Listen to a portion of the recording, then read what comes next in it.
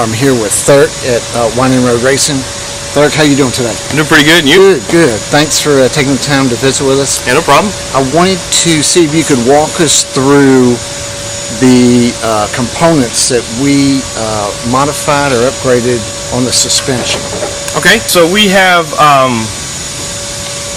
a new upper control arm from SLP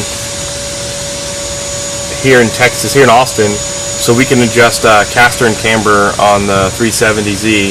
And then we went with a JRZ R3 suspension, remote reservoir, and then we went with a Eibach larger sway bar with white line adjustable end links on the front suspension.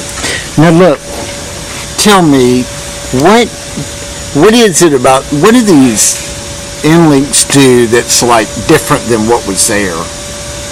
So the stock end links aren't adjustable on height.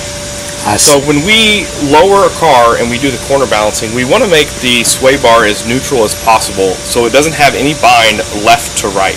So as you adjust the height of the end link, it makes it neutral. So basically, when you go to loosen up, you want to loosen up your end link when you go to do a corner balance.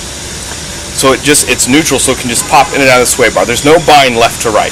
I see. That way you're properly balancing the car left to right and front to rear. Okay.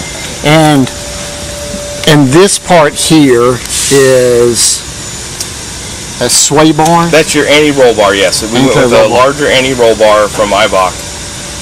These were some real beasts right here, right? Yes. And you mentioned the reservoir, which is, for the front, they're mounted in the engine cabin. Yes. In the back, they're mounted in the hatchback space there.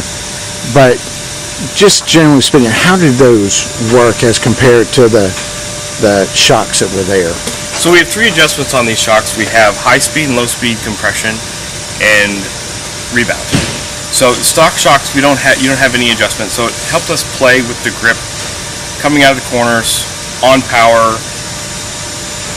entering the corners, braking, so we can change the dynamics of the car a lot easier. We can fine tune it and just get the best grip levels possible for each track that we go to. Cool. We have new headers, new test pipes, and a new exhaust system.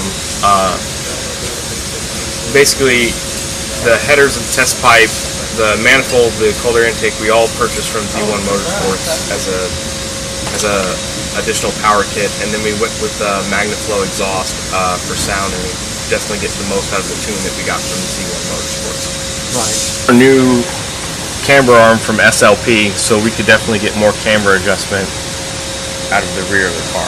Definitely want to get the largest contact patch in the corner, so we're adjusting camber, right? So we're going to adjust. They're going to be different front to rear, but we definitely want to increase camber to get the largest contact patch on the tire for more grip in the corners. And we've got our exhaust back on these super cool stainless steel end pipes here. We're looking at this after I drove the car out for a weekend out of the truck. Yes. And the car performs like a beast. I mean, it's just unbelievable. But I had all of these modifications done at one time. So I couldn't determine incrementally the difference that any one modification made to the car. I just went from stock to beast mode, and you just nailed it. So it's I couldn't be happier with what you guys did here.